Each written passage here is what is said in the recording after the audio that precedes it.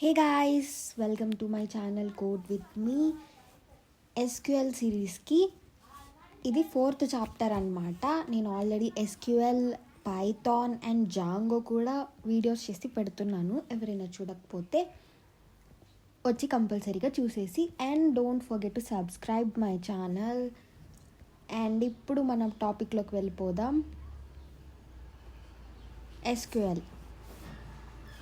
SQLలో ఈ కోడ్ అంతా లాస్ట్ 2 చాప్టర్స్లో మీరు చూసే ఉంటారు. నెక్స్ట్ ఈరోజు ఒక కొత్త ట్యాబ్లో చేద్దాం.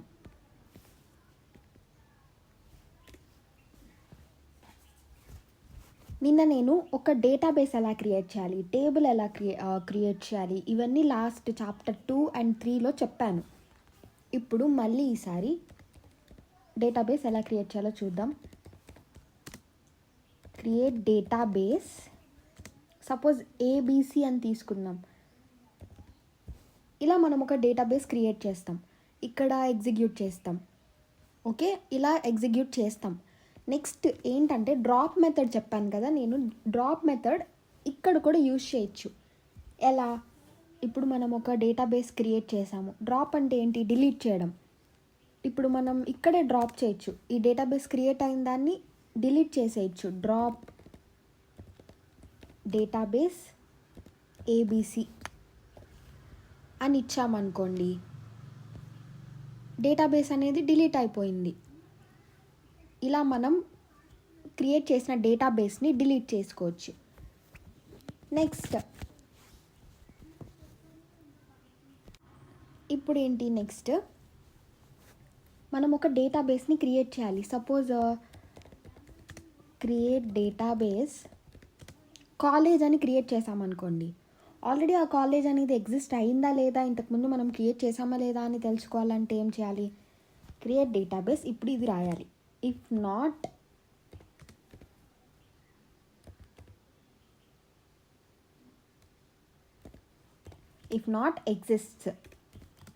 నాట్ ఎగ్జిస్ట్ కాలేజ్ అంటే ఒకవేళ క్రియేట్ అవ్వకపోతే ఇప్పుడు క్రియేట్ చేయమని మనం ఒక క్వెరీని రన్ చేయబోతున్నాం.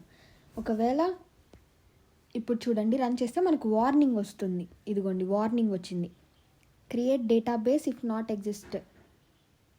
డేటాబేస్ కాలేజ్ అనేది ఎగ్జిస్టెడ్ అంట, ఆల్రెడీ క్రియేట్ చేశాను కాబట్టి అలా చూపిస్తుంది. ఇలా మనం ఒక డేటాబేస్ ఎగ్జిస్ట్ అయిందో లేదో ఈ క్వెరీతో తెలుసుకోవచ్చు. నెక్స్ట్ ఆల్రెడీ ఎగ్జిస్టెడ్ డేటాబేస్ని డ్రాప్ చేయాలంటే ఎలా?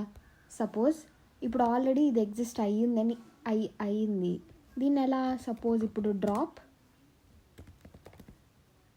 Database if exist.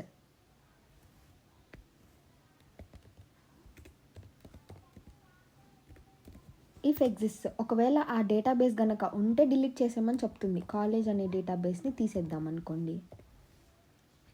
ఇప్పుడు రన్ చేస్తే డ్రాప్ డేటాబేస్ ఎగ్జిక్యూట్ అయిపోయింది, అంటే డేటాబేస్ కాలేజ్ అనేది డిలీట్ అయిపోయింది. ఇలా మనం చెక్ చేసి డిలీట్ చేసుకోవచ్చు. With create and drop commands use చేసి క్వెరీని రన్ చేసుకోవచ్చు. నెక్స్ట్ నిన్న మీకు ఆల్రెడీ చెప్పాను, షో టేబుల్స్.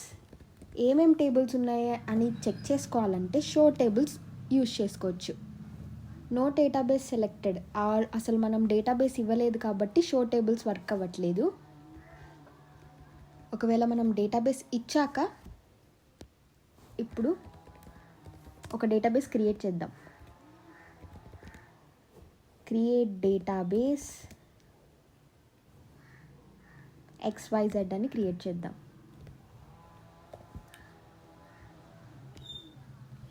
క్రియేట్ అయింది. ఇప్పుడు మనం ఒక టేబుల్ని క్రియేట్ చేద్దాం.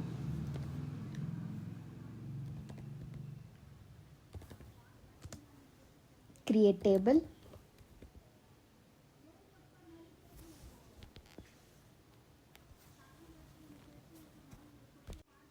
ఇప్పుడు ఏంటంటే మనం టేబుల్ క్రియేట్ చేస్తాం. క్రియేట్ టేబుల్, సపోజ్ స్టూడెంట్స్ అని క్రియేట్ చేద్దాం. Create table students. With student ID తీసుకుందాం.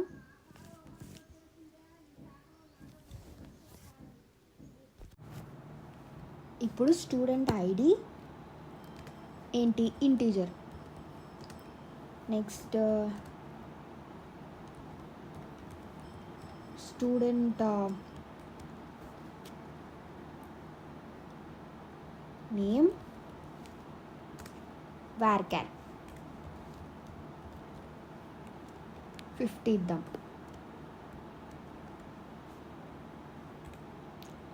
Next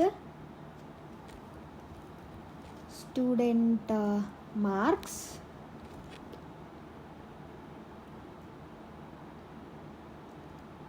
integer.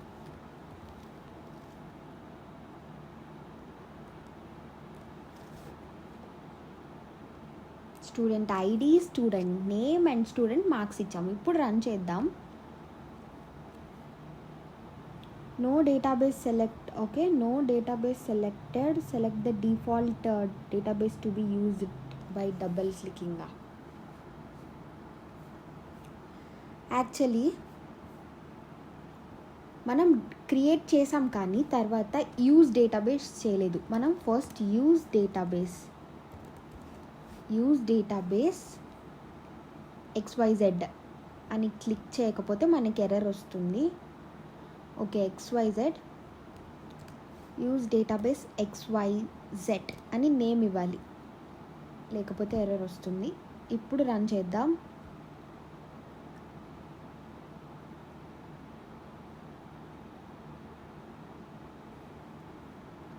Okay, will remove all this.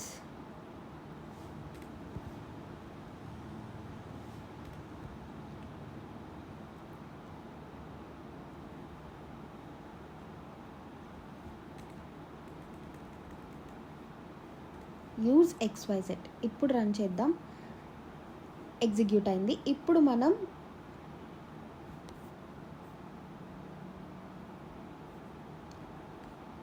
ఈ లైన్ రన్ చేస్తే ఇది కూడా ఎగ్జిక్యూట్ అయింది. నెక్స్ట్ వచ్చేసి నెక్స్ట్ ఏం చేయాలి, ఇన్సర్ట్ ఇంటూ స్టూడెంట్ వాల్యూస్ చేయాలి. Insert into student values.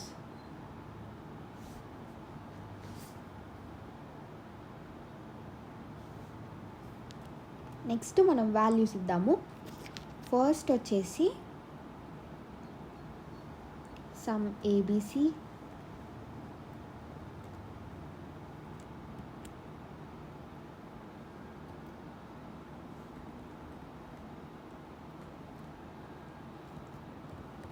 And next comma. Second one వచ్చేసి CDE,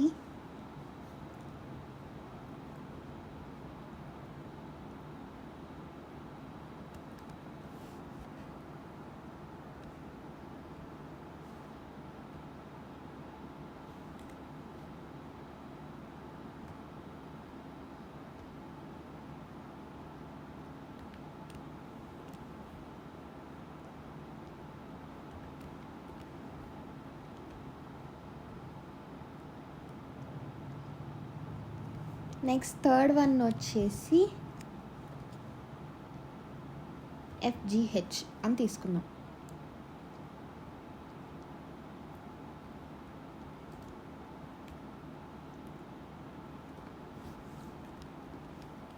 నెక్స్ట్ మనం ఏమేమి ఇచ్చాం, student ID 1 and name and marks కూడా ఇవ్వాలి. కాబట్టి ఇక్కడ కామా. ఫస్ట్కి 88 మార్క్స్ అండ్ నెక్స్ట్ పర్సన్కి 90 అండ్ నెక్స్ట్ పర్సన్కి 100. అండ్ ఇప్పుడు ఎగ్జిక్యూట్ చేద్దాం. అండ్ ఎక్కడ కామాస్ అండ్ మిస్ అయ్యో చూసుకొని నెక్స్ట్ మనం ఇప్పుడు ఎగ్జిక్యూట్ చేద్దాం. అండ్ ఎగ్జిక్యూట్ అయిపోయింది, inserted into student values. Next మనం చూడాలనుకుంటే సెలెక్ట్ స్టార్ అంటే ఆల్, సెలెక్ట్ ఆల్. మనం ఎప్పుడు దీన్ని ఆల్గానే కన్సిడర్ చేయాలి, స్టార్ లాగా కాదు. ఎస్క్యూఎల్లో సెలెక్ట్ ఆల్ ఫ్రమ్ స్టూడెంట్స్. ఇప్పుడు ఎగ్జిక్యూట్ చేద్దాం. ABCDEFGH అన్నీ వచ్చేసాయి స్టూడెంట్ మార్క్స్తో సహా. అండ్ దిస్ ఈజ్ అండ్ కాలేజెస్లో మీకు suppose student name and their marks enter చేయండి డేటాబేసెస్లో అంటే this is how we enter. అంటే ఇలానే మనం యూజ్ చేస్తాం SQL డేటాబేస్ని టేబుల్స్ క్రియేట్ చేయడానికి. నెక్స్ట్ ఏంటంటే primary key. Do you have any idea about that? Primary key అంటే సపోజ్ మనం ఇప్పుడు ఒక టేబుల్ క్రియేట్ చేసామనుకోండి.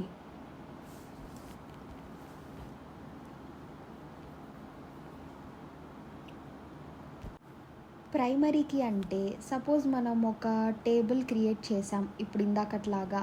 అందులో మనం లైక్ నంబర్స్ ఇచ్చాము, ఐడీస్ ఇచ్చాము, నెక్స్ట్ వచ్చేసి నేమ్ ఇచ్చాము, నెక్స్ట్ వచ్చేసి మార్క్స్ ఇచ్చాము.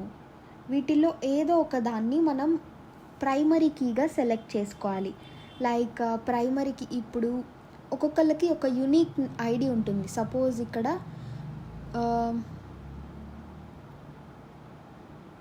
ఒక నేమ్ ఉంది, ఇక్కడ వాళ్ళ మార్క్స్ ఉన్నాయి. అండ్ వీళ్ళకి యూనిక్నెస్ ఏంటి? వాళ్ళ ఐడి. సపోజ్ మనం ఈ ఐడినే మన ప్రైమరీ కీగా తీసుకోవచ్చు. లైక్ ఇప్పుడు మనం ప్రైమరీకి ఐడిగా తీసుకున్నాం అనుకోండి, ఇది ఒక్కసారే మనం సెట్ చేసుకోవచ్చు. అంటే ఓన్లీ ఐడినే మనం ప్రైమరీకిగా తీసుకోగలం. నేమ్ ఐడి తీసుకున్నాక మళ్ళీ నేమ్ అండ్ మార్క్స్ని కూడా ప్రైమరీకిగా తీసుకోలేము.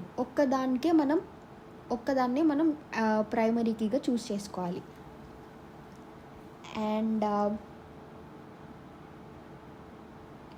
ఇప్పుడు మన కోడ్లో ప్రైమరీ కీ అనేది ఎక్కడ రాస్తారు? సపోజ్ ఇప్పుడు ప్రైమరీ కీ అనేది ఫాస్ట్గా సెర్చ్ చేసుకోవడానికి యూజ్ అవుతుంది. అండ్ నల్గా మాత్రం ఉంచకూడదు. ఏదో ఒక వాల్యూ అనేది ఇవ్వాలి మనం ఐడికి, నల్గా ఉంచకూడదు. అదే ప్రైమరీ కీ. ఇప్పుడు మన టేబుల్లో ఎలా యాడ్ చేయాలి? ఆల్రెడీ నేను టేబుల్ క్రియేట్ చేసేసాను కాబట్టి దీన్ని ఆల్టర్ అన్నా చేయాలి, ఇన్సర్ట్ చేయాలి. వేరే వాల్యూస్ని ఇన్సర్ట్ చేస్తాం కదా కొత్తగా, అది ఆల్టర్ అన్నా చేయాలి, లేకపోతే టేబుల్నే డిలీట్ చేయాలి. నేను 2 మెథడ్స్ చూపిస్తాను. ఇప్పుడు ఆల్టర్ ఎలా చేయాలి చూద్దాం. First alter table students,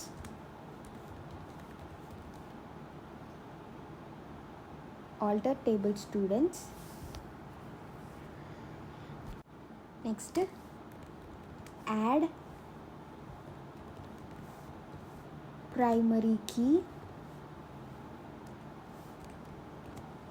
student ఐడిని మనం ప్రైమరీ కీగా యాడ్ చేసుకోవచ్చు.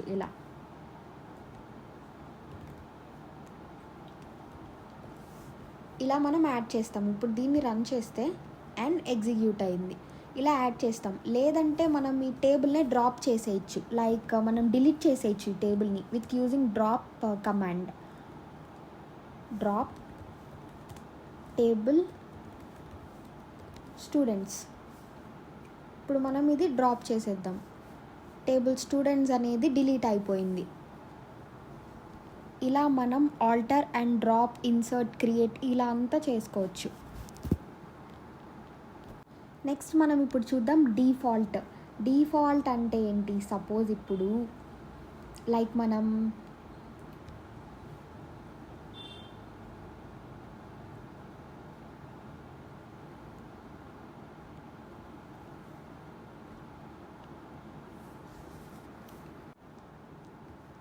డిఫాల్ట్ అంటే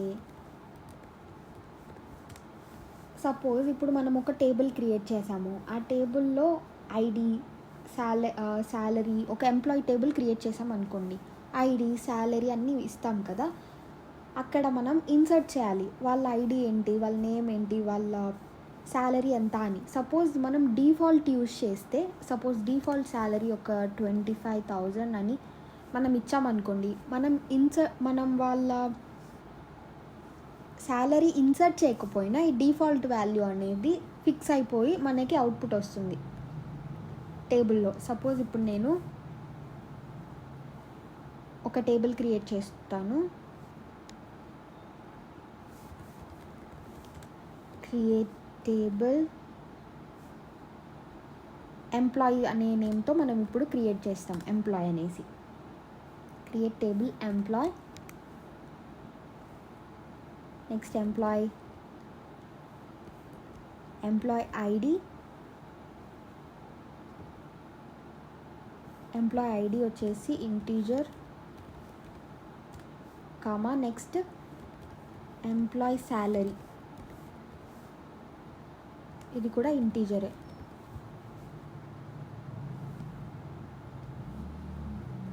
అని ఇచ్చాము. ఇక్కడ మనం ఏం చేయాలంటే, ఇది నార్మల్గా మనం టేబుల్ ఎలా క్రియేట్ చేస్తామో అలాగా, కానీ డిఫాల్ట్ అంటే ఏంటి, ఇక్కడ డిఫాల్ట్ 25,000 అని ఇద్దాము. Default 25K. ఇలా ఇచ్చాక ఇప్పుడు మనం ఎగ్జిక్యూట్ చేద్దాం. ఎగ్జిక్యూట్ అయింది. నెక్స్ట్ వచ్చేసి insert into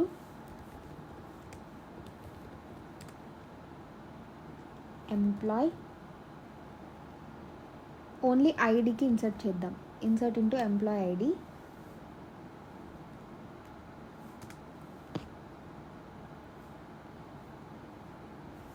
values, insert into employee values.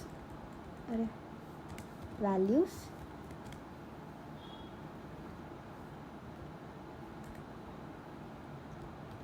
వన్లోకి ఇన్సర్ట్ చేద్దాం.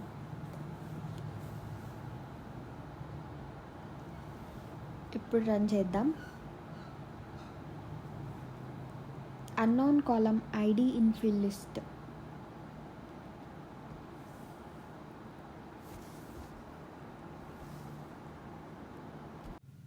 ఇక్కడ ఎందుకు ఎర్రర్ వచ్చిందంటే, ఇక్కడ నేను ఎంప్లాయ్ ఐడి అని ఇచ్చాను కదా, ఇక్కడ కూడా సేమ్ నేమ్ ఇవ్వాలి.